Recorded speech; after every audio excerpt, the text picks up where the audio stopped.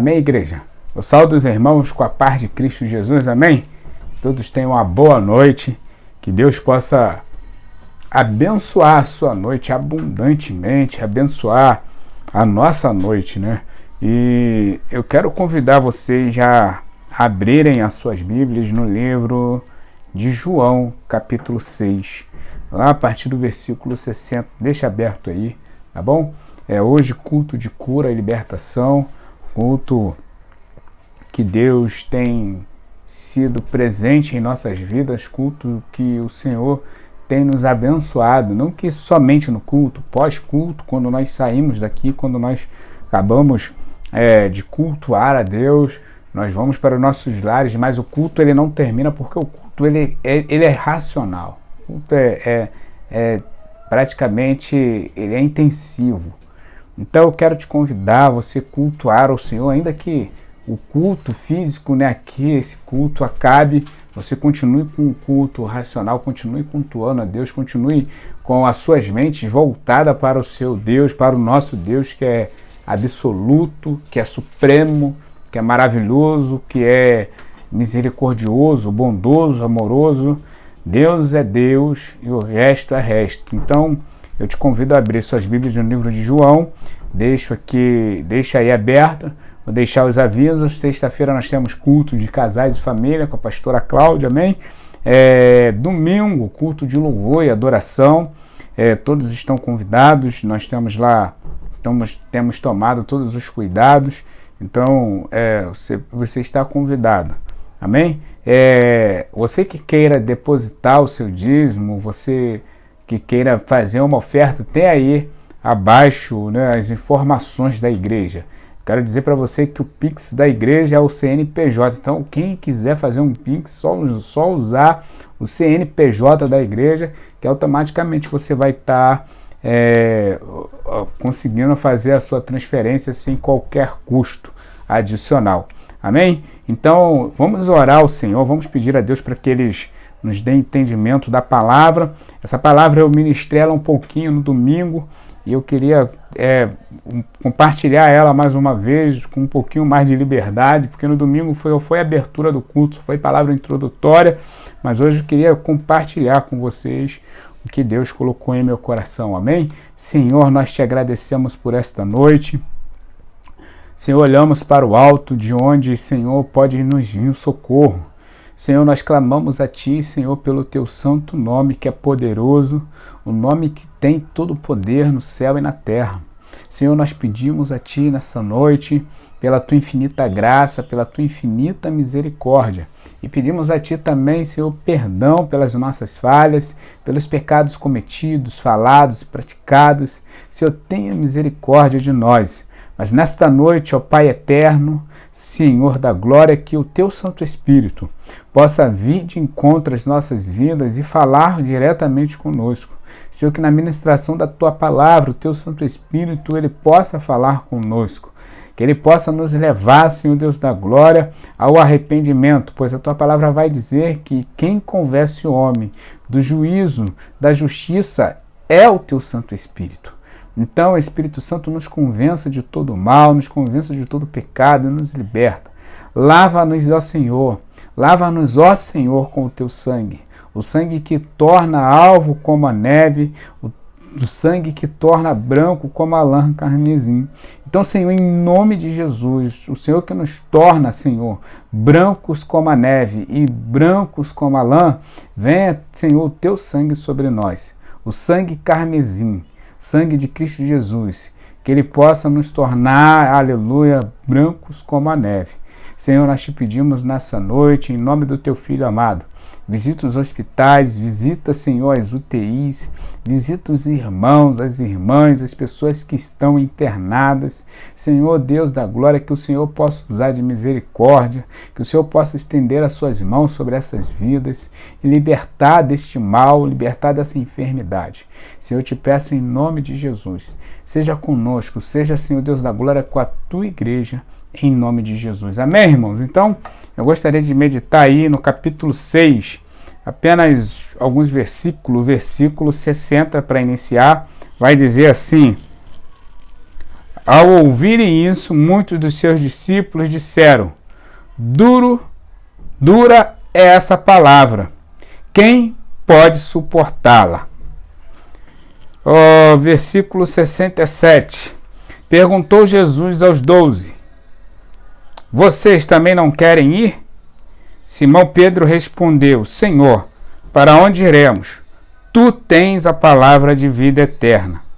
Nós cremos e sabemos que és o Santo de Deus.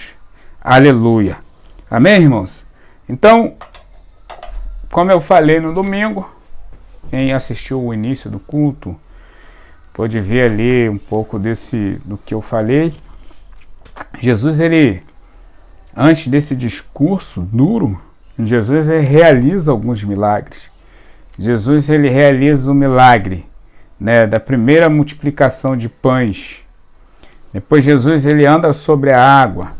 Depois ele vem com o discurso que é um pouco duro, que eles acharam que foi duro. Ele vem falando dele próprio, que ele é o pão da vida.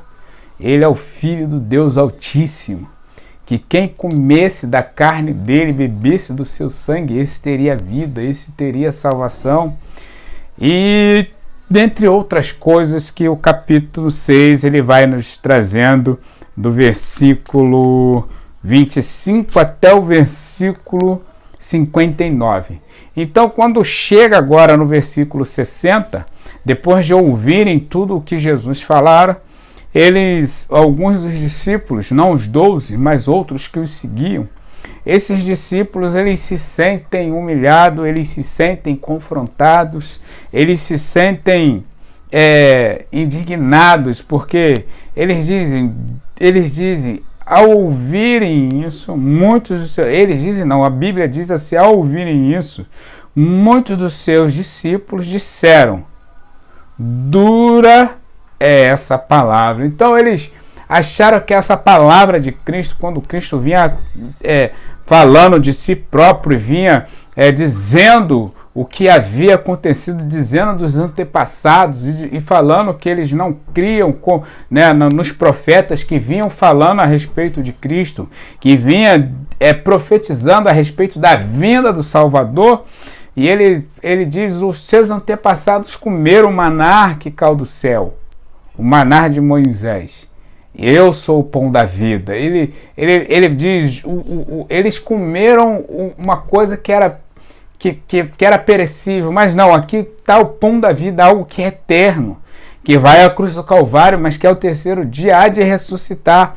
E esses camaradas, eles não aguentam esse discurso, e eles batem em retirada, e Jesus, sabendo disso, no que estava no íntimo deles, começa mais um duro discurso, sabendo em seu íntimo, que os 61, sabendo em seu íntimo, que os seus discípulos estavam se queixando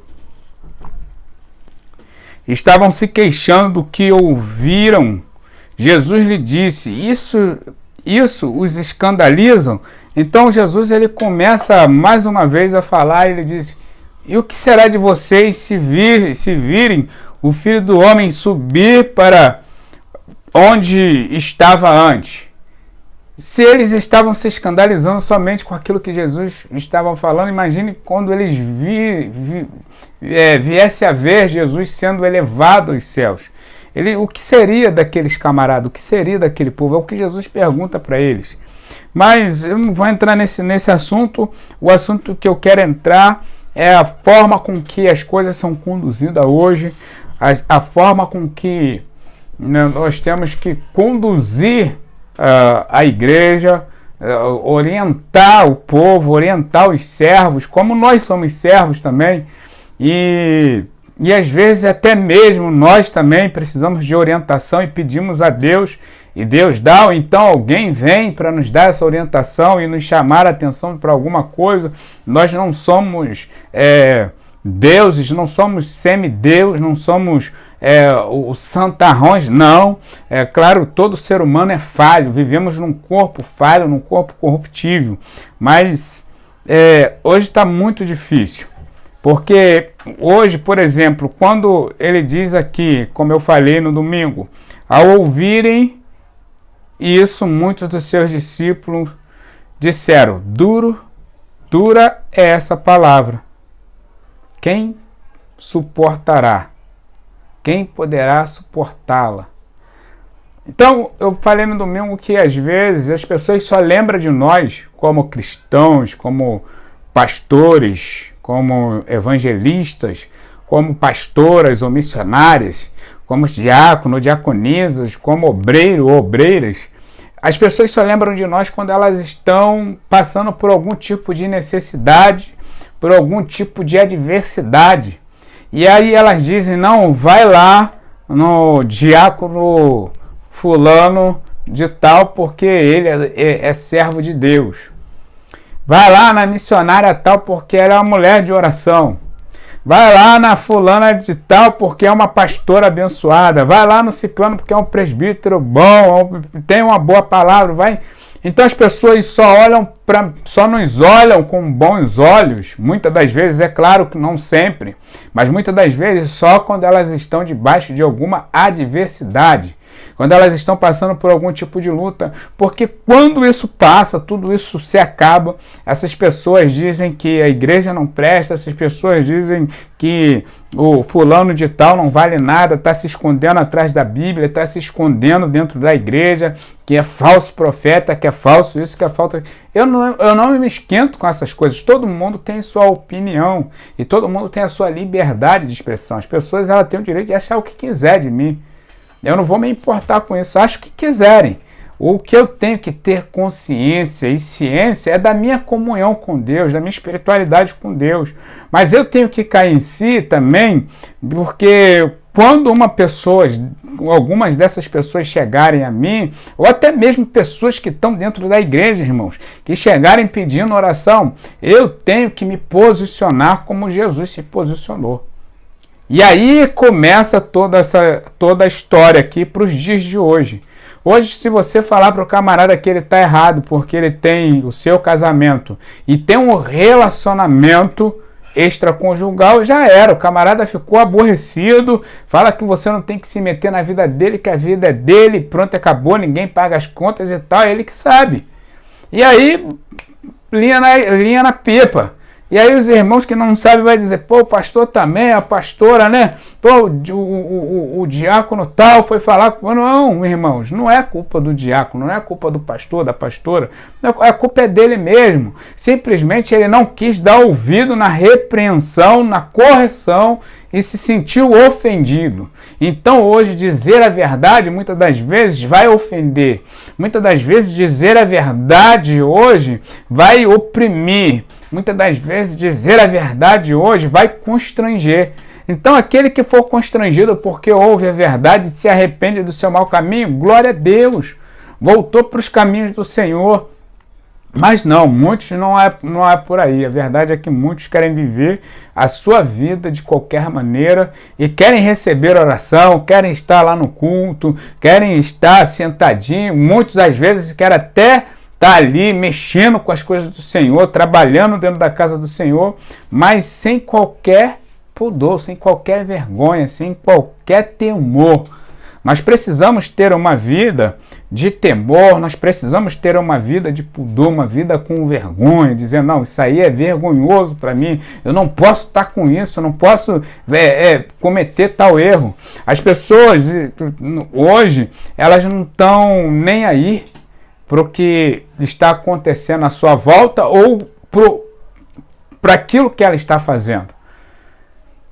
O que acontece é que hoje se você falar sobre homossexualidade e você fazer uma crítica a isso, você é homofóbico. Se você falar sobre o lesbianismo, você é homofóbico. E por aí vai. Você é perseguidor, você é intolerante. Não, irmãos, nós amamos essas pessoas. Deus, ele ama todos, mas não pactuamos com a prática. A prática, nós não pactuamos, não tem jeito. Mas cada um vive a sua vida da forma que queira viver. Agora, que nós precisamos, muitas das vezes, abrir as nossas bocas e dizer: eu posso até orar, Mas enquanto tu estiver nessa prática de pecado, você não vai conseguir se desvencilhar disso. Vai ser difícil, irmãos. As pessoas vão viver ali tranquilamente.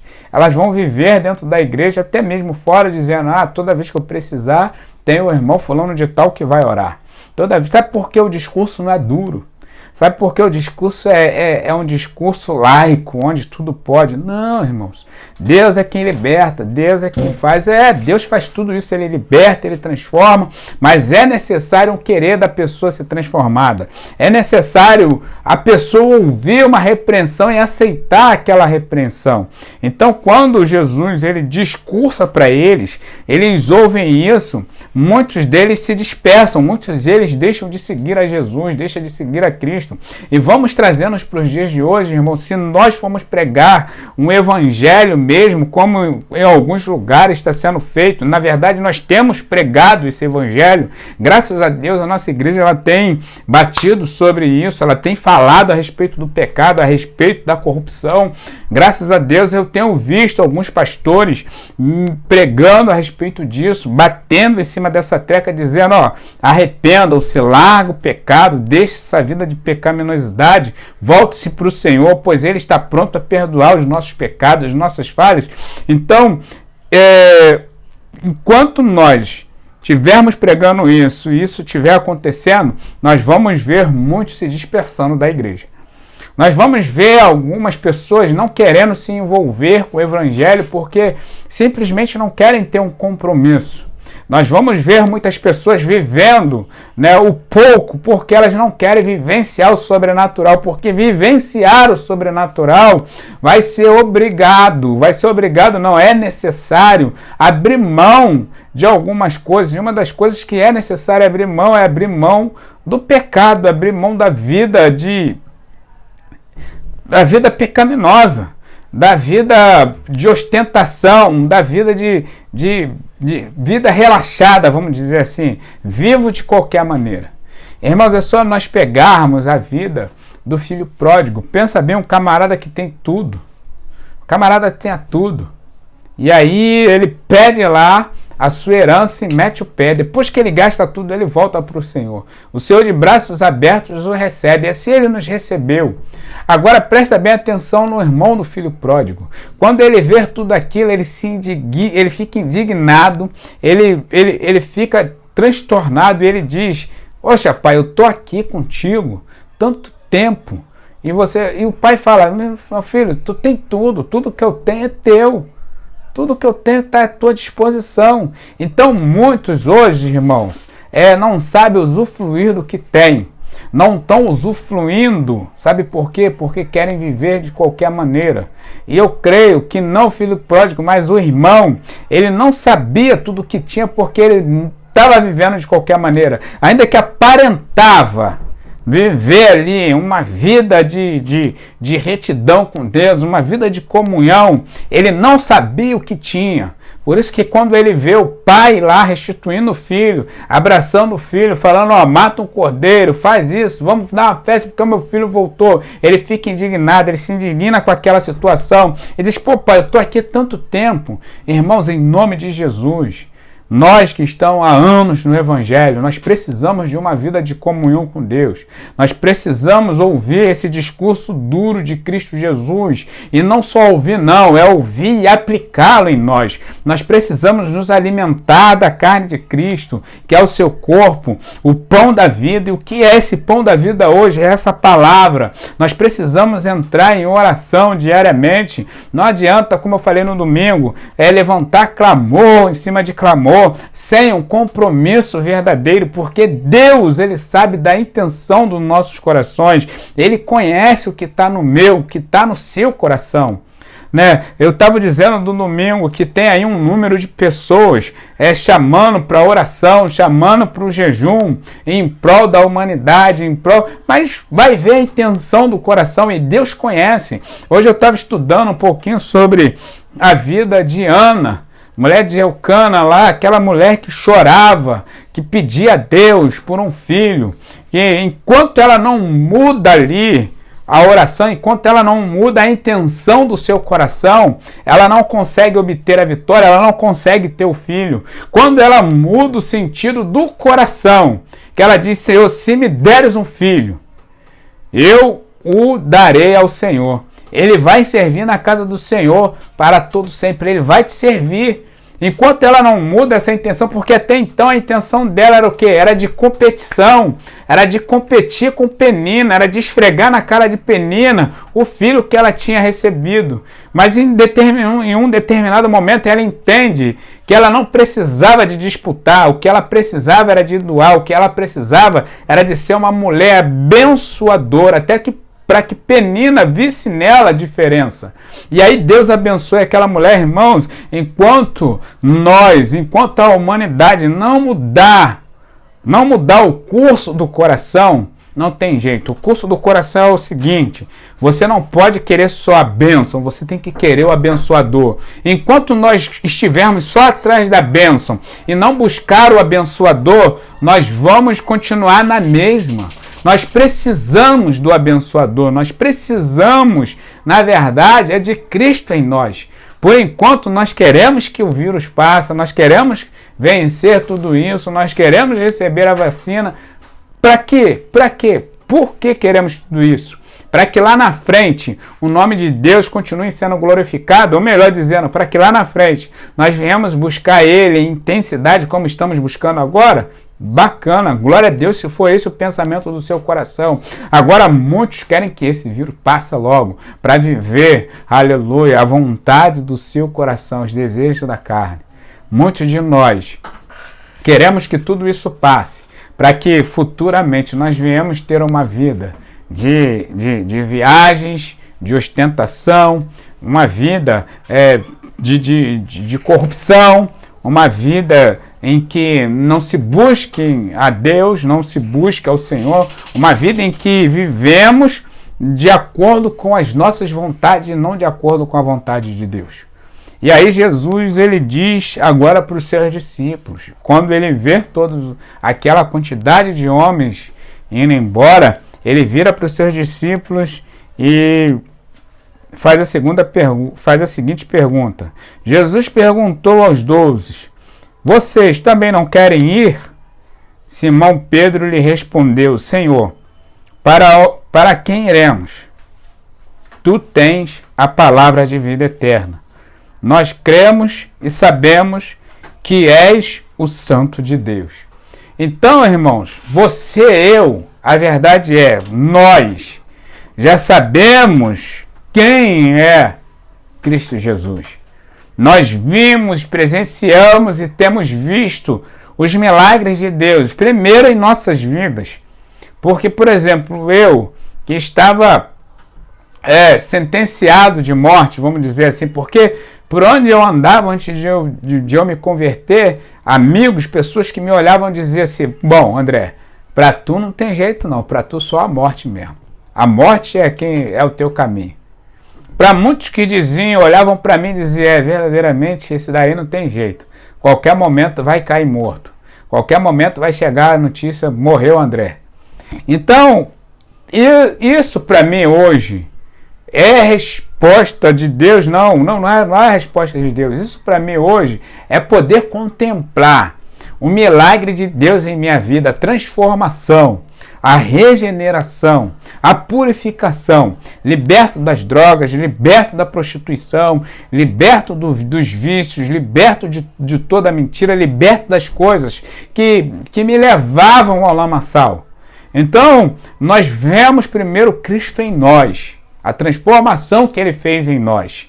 E depois nós olhamos em nossa volta muitas pessoas, umas já à beira da morte, umas no CTI, outras que estavam sentenciadas por causa de um câncer, outras que estavam pela rua, outras que estavam perdidas também nos vícios, nas drogas, outras que estavam ali já sentenciadas da morte, pronto para ir para o matadouro ali, como Cristo foi pronto a ter a sua vida ceifada, e nós presenciamos o milagre de Deus nessas vidas.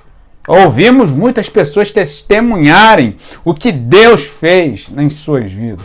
E o melhor de tudo, nós vemos esse livro que é verdadeiro, a Bíblia, com inúmeros relatos de milagres, transformações e tantas outras coisas de bênçãos que Deus tem.